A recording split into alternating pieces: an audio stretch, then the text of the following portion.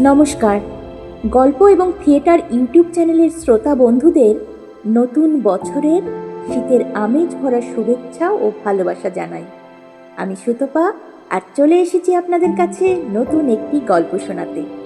গল্পটির নাম একটি খ্যাকশিয়াল আর কাঠুরের গল্প। এই গল্পটি শুনলে বুঝতে পারবে তোমরা কেন মানুষের কথা ও কাজের মিল থাকা উচিত। অনেক কাল আগে এক জঙ্গলে থাকতো এক খ্যাকশিয়াল। একদিন একদল ব্যাধ এলো সেই জঙ্গলে শিকার করতে। খ্যাকশিয়ালটা তাদের দেখে প্রাণের ভয়ে লেজ তুলে ছুটতে লাগলো।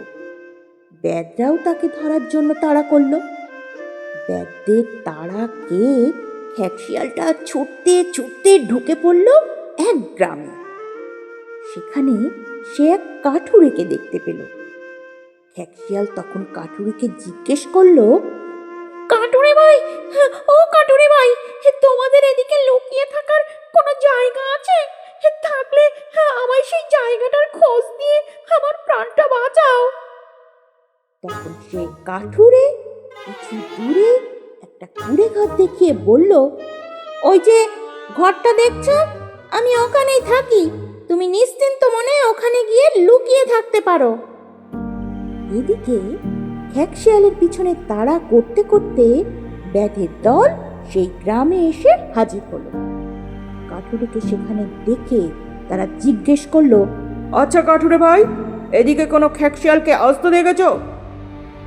কাঠুরে বলল, না, আমি কোনো শিয়াল বা খ্যাকশিয়ালকে এদিকে আসতে দেখিনি। মুখে এই কথাগুলো বললেও সে কিন্তু ইশারা করে দেখিয়ে দিল যেখানে খ্যাকশিয়ালটা লুকিয়েছিল। ব্যাধরা কিন্তু কাঠুরের ইশারা বুঝতে না পেরে শুধুমাত্র মুখের কথা শুনে সেখান থেকে চলে গেল। ব্যাধরা সেখান থেকে চলে যাওয়ার পর খ্যাকশিয়ালটা কাঠুরের ঘর থেকে বেরিয়ে এলো, কিন্তু কাঠুরের সঙ্গে একটাও কথা না বলে সে জঙ্গলের পথে এগিয়ে যাচ্ছিল। তাই দেখে কাঠুরে তখন তাকে ভীষণ রাগের স্বরে বলল, তোমার মতো বেঈমান আগে কখনো দেখিনি। আমি তোমার প্রাণ বাঁচালাম আর তুমি কিনা আমাকে সামান্য ধন্যবাদটুকু না দিয়ে এখান থেকে চলে যাচ্ছ।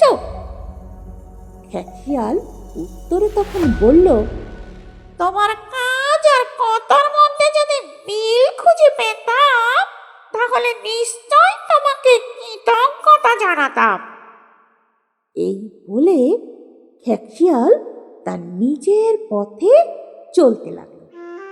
তো বন্ধুরা, এই গল্পের শেষে আমরা কি বুঝতে পারলাম?